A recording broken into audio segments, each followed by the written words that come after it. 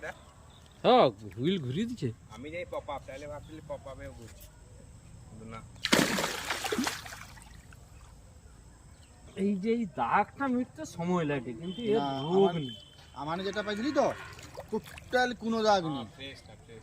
একদম total face. ও ফোনটা এই দেখতে যায়, ওরকম করে হয় কাটা ভেঙে যাবে আর মাছের ঠোঁটও ছুঁতে পারে। আস্তে। আমি খুলতে পারিনি। খুঁজে খুলে দে।